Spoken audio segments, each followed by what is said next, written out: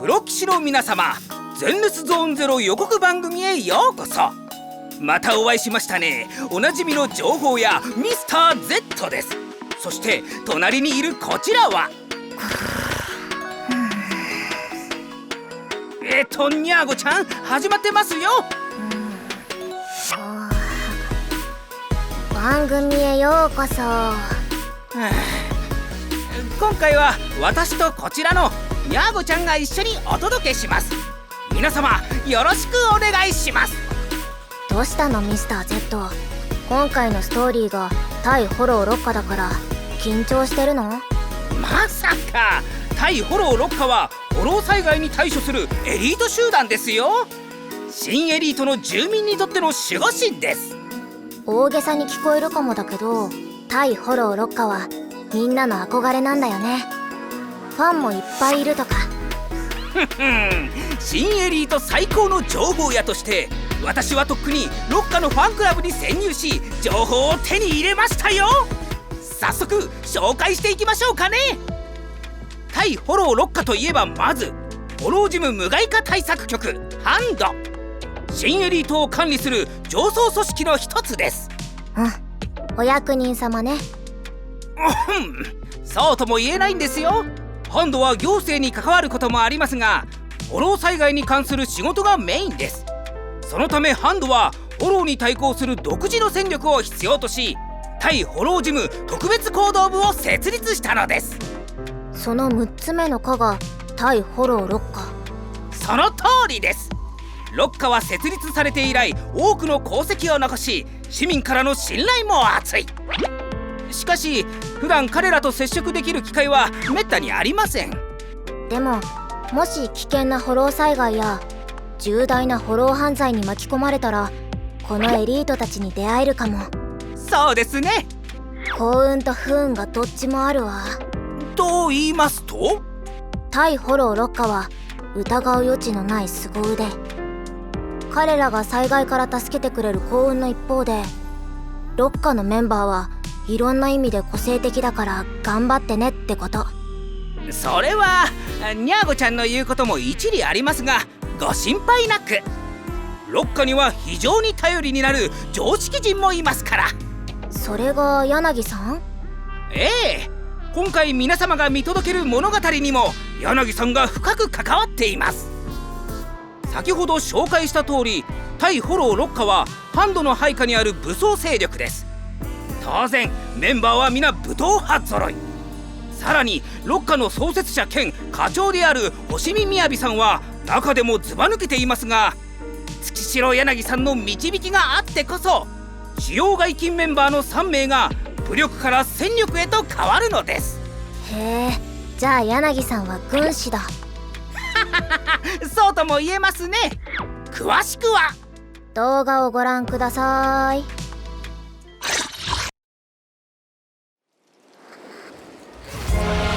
どうしたんです、副課長。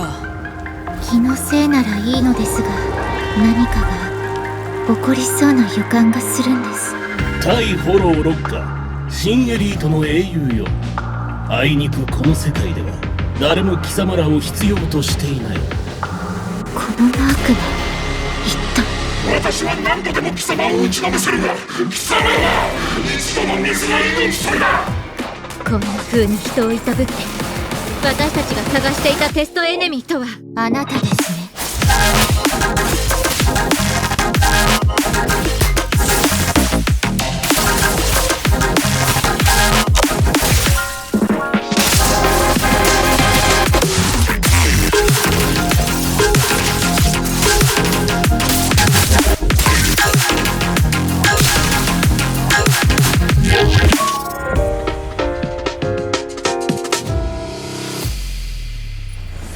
カリュドーンの子ライト。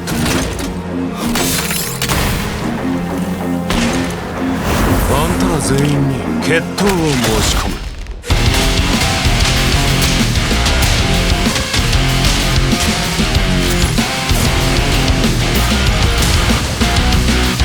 あんたら相手じゃ拳でももったいないくらい。お前には勝てない。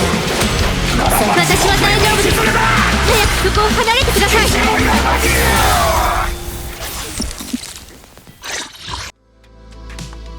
少し情報過多ですね。というか柳さん雅さんと戦ってませんでした？一体何が？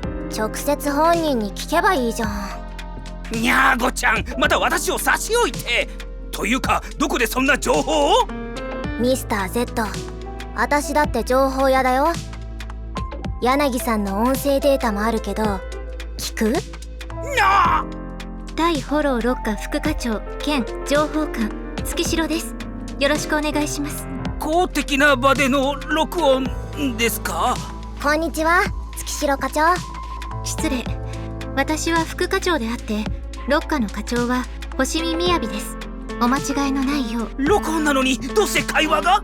おお、真面目。ロッカはみやびさんが独自に立ち上げたと聞いたけど、ハンドの中でもひときわ特殊な精鋭部隊とのこと。苦労した裏話なんかもあるんじゃない？対フォロー六課の設立はみやび課長の尽力なしでは語れませんが、都市とフォローの現状を考慮したハンドと市政の決断でもあります。我々の使命はハンドの他部署同様フォロー災害に対応することです。市民の皆様は都市の公式サイトにてハンドの公開情報を一覧できますよ。隙のない回答。個性豊かなロッカの面々を柳さんはどうやってまとめてるの？ロッカが続かなく運営できているのは課長のおかげです。私は雑務を分担するくらいでしょうか。それにみんなフォロー関連の重大な事件に対処できる能力を有していますし、分別もありますからそれほど手はかかりませんよ。仮病を使い所定の労働時間を満たさない者に指導するのも私の義務ですね。気のせいでしょうか？なんか一瞬圧が。気のせいですよ。でもこれだけは分かりました。ロッカは柳さんなしでは立ち行かないと。じゃあ今回のロッカに話を戻そっか。ストーリーで何が起きたのか教えてくれる？対フォローロッカはこの度フォロー調査協会から最新技術のテストへご招待いただき、最新設備のテストやデータ収集に協力しました。具体的な経緯は機密保持のため控えさせていただきます。何かとんでもないことが起きたと私の直感がささやく。もしやあの最新設備絡み？気になるね。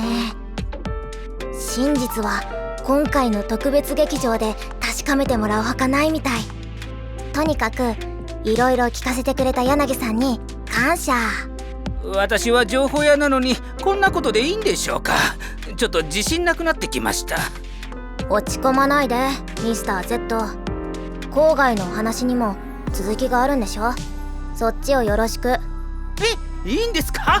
私にまだその資格があると？早く。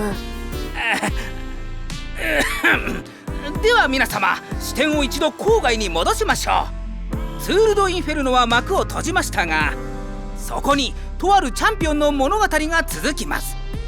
レースを経て皆様はもうライトさんと会ってますね。カリドーンのこのチャンピオンとして負かした相手の名は気にも留めない。ライダースに真っ赤なマフラー、まさに市場の男。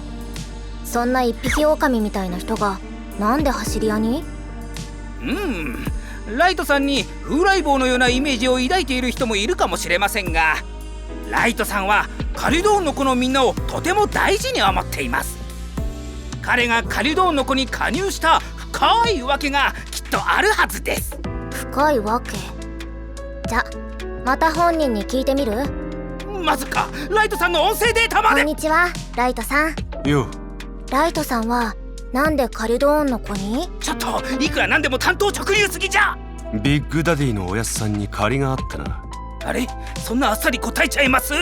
さすがはライトさん、回りくどいこと言わないね。どうも。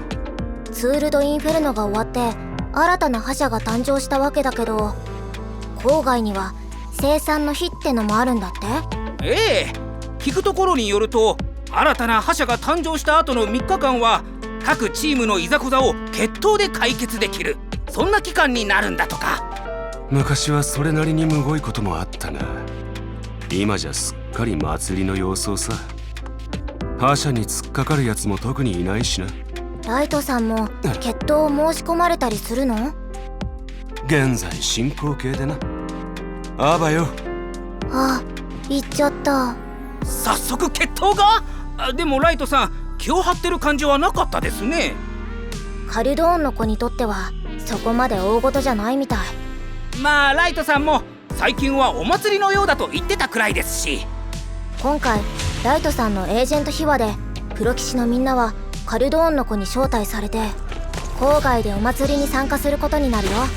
生産の日当日、カルドーンの子が皆和やかに過ごしている中、ライトさんも決闘の申し込みを快諾しリングに立ちます。しかし何度か勝利を収めていくうちに事態は思わぬ方向へ。その辺にしといたら？これ以上はネタバレになっちゃいますからね。郊外といえばあのパールマンはまだ寝てるわけ？あの人重要な手がかりを握ってるんでしょ？ご心配なく。遠くないうちに皆様はパールマンから重要な情報を手に入れることになり、対フォロー6課のエリートたちもビジョンの事件に関わることになります。プロ騎士兄弟と対フォロー6課の関わりはまだまだ続きます。今後のメインストーリーにご期待ください。まあそれにはまだ時間があるし、バージョン 1.3 に戻ってエージェント紹介のコーナーに移ろう。もう次のコーナーですか？では月城柳の戦闘情報から見ていきましょう。ちなみに今回の資料は私が先に出しますよ。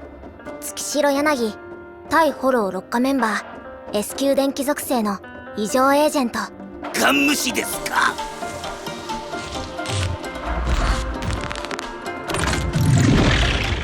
使う武器は彼女の体みたいに細長い薙刀ね。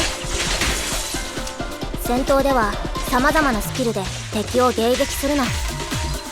特殊スキルを発動すると攻撃と同時に自身の構えを切り替えるわ。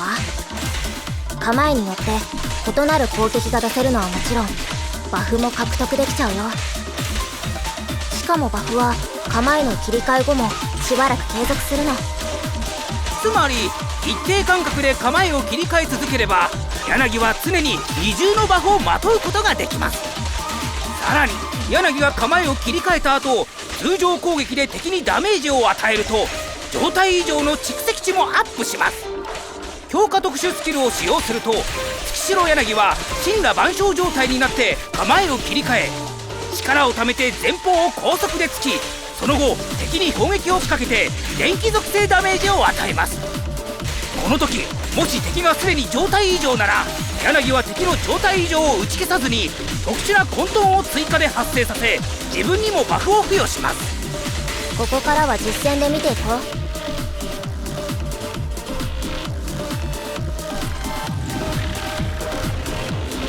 実戦では仲間が敵に状態異常を与えた後に柳を出場させれば強化特殊スキルで敵に追加のダメージを与えつつデバフも付与できます。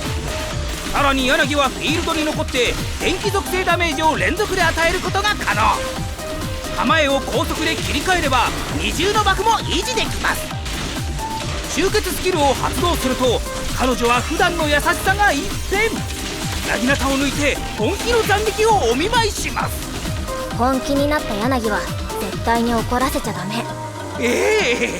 でも普段の柳さんはとても優しいですし、彼女が本気を出すからには何か大事件が起きたからに違いありません。詳しくネタバレになっちゃいます。次はライトさんを見てみましょう。ライト S 級炎属性の撃破エージェント。前の番組を見てたプロ棋士ならこのクールなお兄さんを覚えてるよね。でしょうね。カルドーンのこのメンバーとして金色のグローブ、赤いマフラーはよく目立ちますが、ライトさん本人はチーム内であまり目立ちたがりません。もちろん戦闘スタイルはボクシングね。敵に対してライトはファイティングポーズで迎え撃つわ。そして士気が限界に達すると通常攻撃の5段目を出すことで強化状態に入り、士気を持続消費して衝撃力を増加させ敵を素早くブレイク状態にするわ。同時に敵の氷属性と炎属性の耐性を低下させ敵のブレイク継続時間も延長するの。オラオラですか。さらに強行や同陣営の仲間と一緒に戦う場合、ライトの攻撃が命中すると仲間の氷属性炎属性ダメージがアップするの。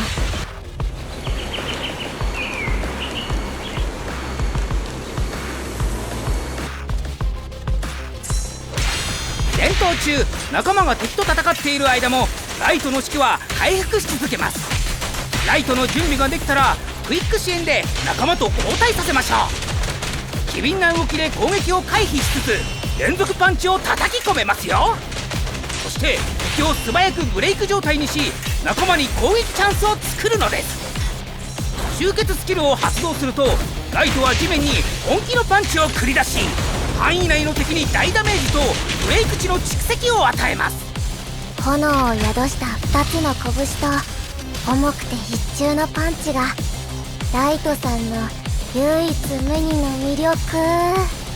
はいはい。エージェントの次は新しい仲間勝ち込みボンプと騎士道ボンプの紹介も忘れてはいけませんね。新ボンプが2体。これで麻雀ができるわ。何ですかそれは。話をそらさないでください。バージョン 1.3 のアップデート後、ボンプチャンネルの変調で A 級ボンプ勝ち込みボンプが招集可能になるわ。そして断層の謎イベントでは報酬として騎士道ボンプを獲得できるの。騎士道ボンプは現時点でイベント断層の謎でしか手に入らないから注意して。 A 級ボンプの勝ち込みボンプはアクティブスキルのロケットランチャーと火炎瓶で目標に炎属性ダメージを与えます。エージェントと協力して連携スキルを発動すると前に飛び出してロケットランチャーを発射し前方広範囲の敵に炎属性ダメージを与えます。一発ドカーン。そういうの大好き。 A 級ボンプの騎士道ボンプはフィールドにスターを召喚しエージェントがスターに触れるとエネルギー値を回復できます。連携スキルを発動すると騎士道ボンプは虹色のポニーを3匹召喚し前方範囲内の敵を踏みつけてエーテル属性ダメージを与えます。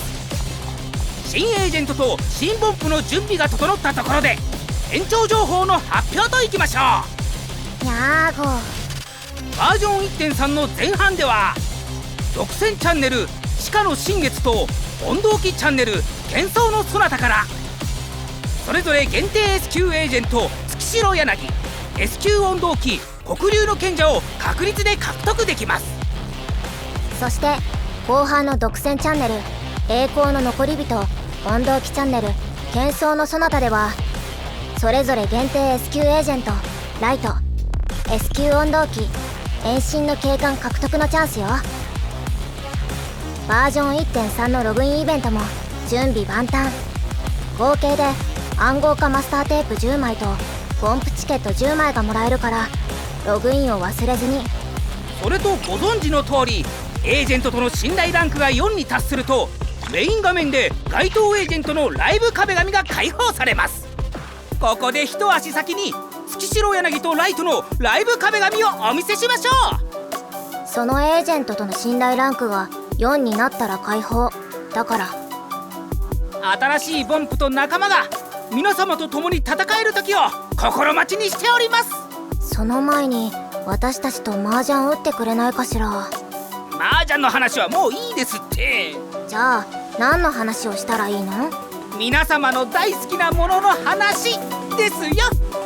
交換コード堂々登場。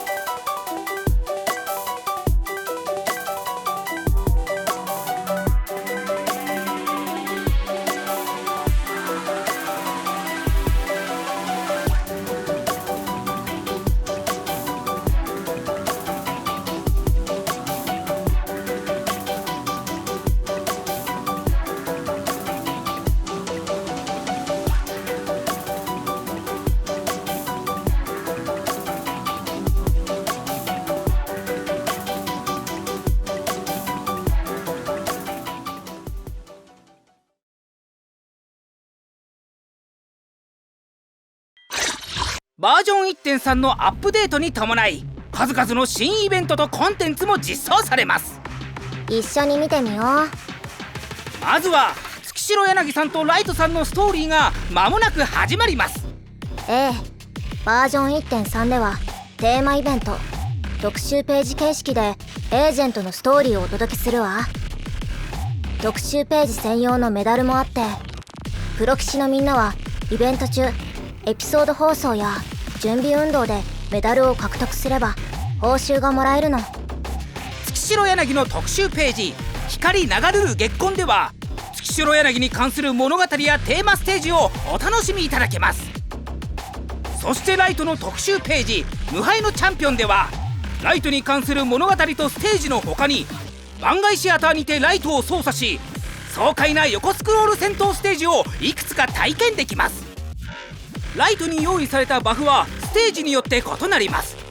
もちろん戦うのはライトだけではありません。各ステージで戦闘が始まる前に支援するエージェントを1名選べます。戦闘中ここぞという場面で呼び出しそのキャラのスキルを発動できますよ。タイミングがぴったりだとバフもいっぱいもらえちゃうかも。戦いを愛するプロ棋士には常設コンテンツ疑似的激戦試練も用意したわ。プロ棋士たちは激しい戦いを通じて塔のさらに高みを目指していくの。ポリクローム報酬以外にも一定回数に到達すると勲章がもらえます。到達回数が上がるにつれ勲章もさらに輝きを増していきますよ。上の階へ行くほど敵も強くなるから要注意。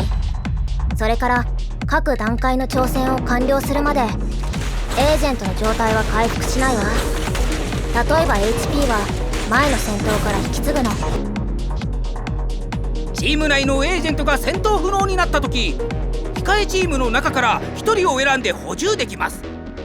挑戦が進むにつれ選択できるエージェントも次第に増えていきますよ。そう、疑似的激戦試練内では敵のスキルもさらに厄介になるの。例えば双子のボスなら一方が倒れた後の再生時間が短縮されたりね。だから柔軟な戦術を心がけないとタワーの高みにはたどり着けない。頑張ってくださいプロ棋士の皆様。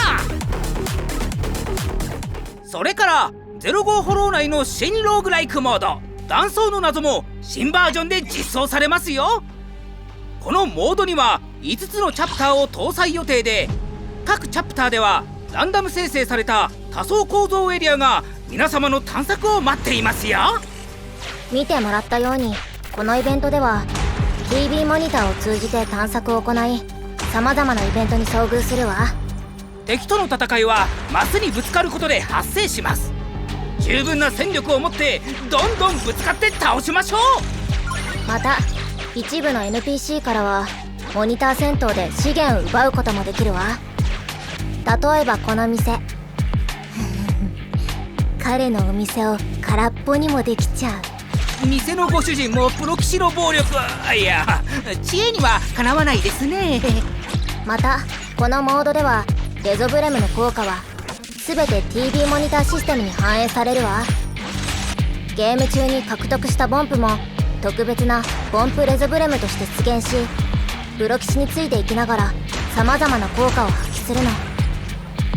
探索中に得た経験値で探索開始時に選んだ祝福デッキを有効にして探索力を高めることもできるわ。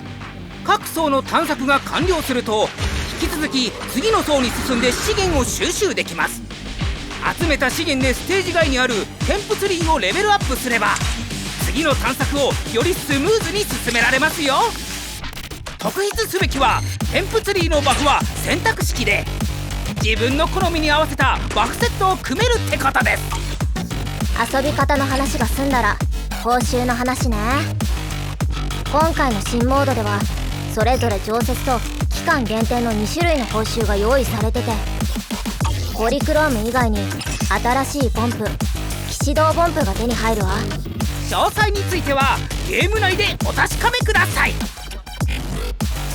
HIA も新イベントを始めるみたい。プロ棋士たちは各種バフが備わったステージで戦闘テストを行えるの。今回はエージェント月城柳をお試しできるステージもあるから見逃せないわ。バフによっては短期でステージをクリアすることも目指せるかも。興味のあるプロ棋士は要チェック。そういえば今新エリートで話題の新興サンドがもうすぐルミナスクエアでキッチンカーのイベントを開催するとか。へえ、おなじみの仲間たちにも会える？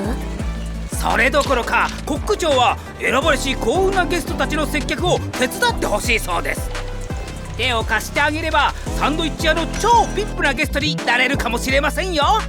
豪華報酬もあるかも。小さなボンプ大きな夢。フードデリバリー以外にもボンプのコーチから招待が来ています。バージョン 1.3 ではイベント助教プロジェクトが始まります。イベント期間中毎日違うボンプから任務をもらえますよ。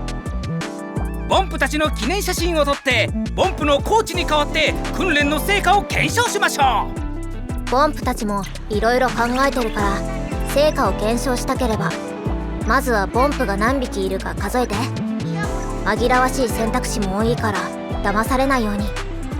ボンプは義理がたいですからプロ棋士の助けに感謝してイベント報酬以外にもお礼のフォトボール用装飾品をくれるでしょう。それからボンプカートを押しているボンプも任務を配ってるみたい。イベント K のお手伝いで任務を達成すればお礼がもらえるから参加しない手はないね。あ、そうそう、今度ルミナスクエアに 3G スタジオがオープンするみたい。流行りの人気商品がたくさん売ってるのでぜひ覗いてみてください。見るだけじゃなくて気に入ったら買ってビデオ屋の2階にあるコレクション棚に飾れるわ。迷ってる暇はないですよ。こういうイベント以外にも模擬実践と定期相当ではもうすぐ素材の獲得効率がぐんと上がるドロップ2倍の期間がやってくるわ。バージョン 1.3 ではフレンド機能周りの UI を改善しました。名刺の表示エリアを拡大しつつ称号と勲章を表示できるように。称号は各種イベントやエージェント信頼システムなんかで獲得できるわ。同時につけられる称号は一つだけね。勲章は各種コンテンツから入手でき同時に複数表示することができますよ。もちろん称号も勲章も表示したくなければそれでも OK。 称号機能もしくは公開設定で設定を変更すれば両方ともオフにできてスッキリ。イベントが盛りだくさんでしばらくは楽しめそうですね。こんなもんじゃないでしょ。システムの改善は早くみんなに教えて。はいバージョン 1.3 ではクイック手帳の機能や UI そしてウィジェットの調整を行いました。例えばデイリータブの下にあるデイリー任務の表示、活躍度マックスになっても進捗が01の任務は5ボタンと進捗が据え置きになります。あとデイリータブの一番左ウィークリー任務も新しくなったわ。新しいレイアウトと任務選択方法ができて更新も1週間に1回になったの。ウィークリー任務の更新は11月11日、つまりバージョンアップデートの翌週に反映されますよ。あとは挑戦タブが作戦タブとなってより見やすくなりました。作戦タブの下には常設コンテンツの入り口が追加。例えば 1.2 の調査員講座や 1.3 で始まる新コンテンツも含まれています。手帳の一番右側に戦術タブが追加されたからこのタブから戦闘システムのチュートリアルステージに入って戦闘に慣れつつチュートリアルの目標を達成していけば初回クリア報酬があるわ。それにこのタブから訓練場に移動したりエージェントの適合トレーニングもできちゃう。トレーニングも統合されたんですね。そうよ。他にも要警戒狩り、引き用防衛戦、05フォローに対応する画面もレイアウトが調整されたわ。ストアでの交換や報酬受け取りもより便利になったの。エキスパート挑戦、要警戒狩り、それに定期相当にも関連エージェント機能が増えたよ。この機能を使ってドロップする素材やドライバーディスクに関連するエージェントを確認できるの。エージェント育成については素材やドライバーディスク、それに温度器にも変更点がたくさんあるわ。例えばバージョン 1.3 では素材の合成分解をアシストする機能が実装されます。これまで素材が足りない場合は下位の素材を合成するか、上位の素材の分解汎用素材で補ったりしていましたが、さらに下位の素材を使うという方法がありませんでした。これからはランクをまたいで育成素材を合成できるようになるよ。条件を満たせば1ランクずつ合成していく必要はなくなって、一つの画面で素早く欲しい素材をゲットできちゃう。その通り。合成するときに一つ下のランクの素材がなくて、さらに一つランクが下の素材ならあるなんて場合は直接合成できます。どうです？スマートでしょう。グッドね。でも低ランク素材を合成して高ランクにできるなら他のアイテムだって。もちろんバージョン 1.3 ではドライバーディスクの原版にも低ランクを高ランクに合成できる機能を追加しました。皆様はより高ランクの調律アイテムを合成することで必要なレア度のドライバーディスクを獲得できます。へえ、すっごく便利。それだけではありません。ドライバーディスク画面には入手順で並べ替えする機能も追加されました。ってことは入手順にドライバーディスクをフィルタリングして分解できるってこと？ええ、その分解もより使いやすくしましたよ。分解する時のドライバーディスクにソート機能がついたってことね。これでみんな分解したいドライバーディスクをもっと簡単に選べるようになるね。さらに分解の一括選択機能もクイック選択機能に最適化されたわ。ゴミ箱マークのついたもしくは指定したレア度のドライバーディスクを一括で選べるの。ドライバーディスクの分解と温動機のリサイクルに説明ボタンも追加されました。そしてフィルターボタンもアイコンと文字両方で表示するようにしましたよ。細かな UI 変更の積み重ねが快適なプレイにつながるのです。あともう一つ、バージョン 1.3 ではエージェントとボンプのピン止め機能が追加されます。エージェント画面、カスタムショップ、そしてボンプのチーム編成画面などで使えるようになります。お気に入りのキャラとボンプが一目瞭然。